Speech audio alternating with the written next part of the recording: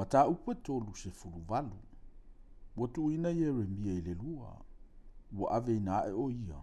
E epe te meleka. Ua whaalongo se fatia le antali o matana. Ma ketalia le antali o pasura. Ma yukali le antali o Selemia. Ma pasura le antali o Malikia.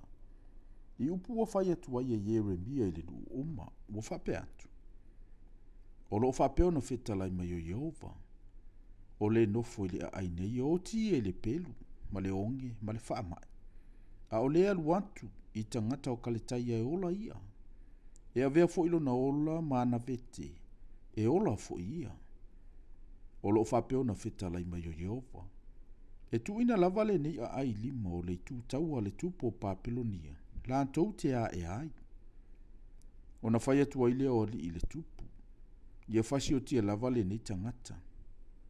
A wan lava o ia le whaavaiva ia lima o tangata tau o e to toe i le nei a ai. Ma lima o le nuu uma. I lona tau talatu i ante i lantou e tusa ma ia upu. A waile sa ili le nei tangata ia manuia le nei nuu. A ia malaia. O na whaima i leo se te kaia le tupu. Whauta, o loo yo utou lima o ia. A waile mawhai le tupu se mea pe ale ta tau i ante utou.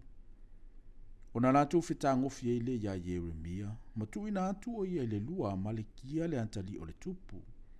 Sai le loto a o le fale pui pui. Wa lātou tutu ifo ia Yeremia i maia. E lea ifo i se vai le lua, na o palapala. Wa ngoto fo Yeremia i le palapala. Wa whaalongo e pete meleka le tangata Aitiope, o le eunuka i le fale o le tupu. Wa tuina ifo Yeremia i le lua. Wa nofo fo i le tupu le whaitoto o Peniamina. O na aruatua i lea, o e pete meleka i le fale o le tupu. Wa tautala atu le tupu, wa whape atu. Leli ie le tupu. Wa amio le anga ia tangata i mea uma wanantou whaia ia Yeremia le perofeta. O le wanantou tuina ifo i le lua. E oti fo i o ia i le mea ua iai i le fia ai. A wai le ini a reto to toe i le a ai. O na whai atu i le o le tupu ia Epetemeleka le Aitiope. Ua whape atu. Tau te o ma o e tangata e to toru ngā fulu. Ai le mea nei. Ma ave ina ai Yeremia le perofeta ai le lua. Manuo le ioti o ia. O na o ai lea o Epetemeleka ma ia tangata. Wa lanto o antu i le fale o le tupu i lalo le mea te wai o loa. Ma lanto au mai lea mea i e pala. Ma sae ma ofu pala ma sae. Wa lanto tu ina ifo i a mea i maia. Ia Yeremia i le lua. Wa whaiane fo i Epetemeleka le Aitiope ia Yeremia. Ia e tu una i e pala ma sae ma ofu ma sae i lalo au i maia. Ona whaapea i lea ona whaia Yeremia. Ona lātou sisi e lea ia Yeremia i maia. Ma vae ia ante ia ai le lua. Ona nofo i lea Yeremia i le loto ao le fale pui pui. Ona fe awina lea se te kaia le tupu. Mana a ami atu ia Yeremia le perofeta e sau ia ante ia.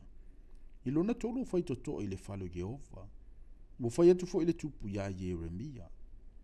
O te fesili antu ia ante o i se mea. Awa e te nā tia se mea ia ante au. Ona fai mai i leo Yeremia ia se te kaia. A fai au te tau atua ia ante oi. E te le fasi o tia e au. A fai foi o te whaatonu ina atu ia ante oi. E te le whaalongo mai ia ante au. Ona tautoa whaalilo lilo ai leo se te kaia le tupu ia Yeremia ua whapea. O loo soi fua Yehova. O le na whaia i tā wanei. O te le fasi o tia oi. O te le tu ina atu foi oi lima o ia tangata ua sa ili e fasi o tia oi. O na whai mai ai leo Yeremia ia se te kaia. O loo whapeo na whetalai mai o Yehova, le tu o au, le tu o Israelu. A whaia te matua alu atu ia lii mai le tupo Papelonia. O na soifua i le o oi, e le whaamuina fo ile nei a ai le afi. Ai soifua oi, a to fo i malou a inga. Ai a whaia te le alu atu ia lii mai le tupo Papelonia. Ona tuina atua i leo le nei ai lima o kalitaia. Ma latou whaamuina i le afi. O oe foi e te le sao i o latou lima. Ona whai atua i leo se te kai ele tupu ia Yeremia. O te fefe i tangata i uta ua soso la atu i kalitaia. Nei latou tuina atu wa ui o latou lima. Ma latou whaaleanga i a te au. A ua whai mai Yeremia. E le tuina atu oe i latou. Ia e whaafafonga mai le si ufafonga Iova. O te whai atu wai i a te oe. Ona manuia i leo oe ma e soifua. Ai a whai e te le mawhai o na mali watu. O le nei le upu o whailoa mai e Iova i a te au. Whauta fo. O whawhine uma wototoi le whalo le tupo yuta. E taita ina i latou ia li mai le tupo Papilonia. Latou te whai ane foi. Na whaoso ina oe au wo. Wa latou manu malo foi i a te oe. Wa ngoto vai le palapala. Au watu umuli i latou. E ave ina atu fo i au wawa uma mau whanau i a kalitaia. O oe fo i le sao oe o latou lima. Ai pu ea oe le limo le tupo Papilonia.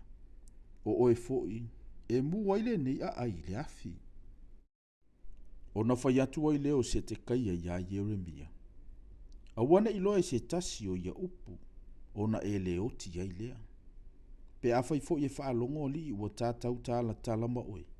Ma lato wo ana i a te oe, ma whai ane i a te oe. I nā tau mai ia i a te i mātou o mea na e whai atu ai le tupu. A wale nā tia i a te i mātou. O na mātou le whasioti ai le i a te oe. Pe se a fo i le mea na whai mai ai le tupu i a te oe. O na e whai atu ai lea i a te i lato. Nā ufai la ufaatonga i lumo le tupu. A wana te whaafo isi au i le whalo i ona tana, na i o woti i le mea. O na o mai ai leo ali i uma ia Yeremia. Ma whesili mai i a te ia. O na tawa tua i leo o ia i a te i lato. E tusa mai ia upu uma, na whai mai ai le tupu.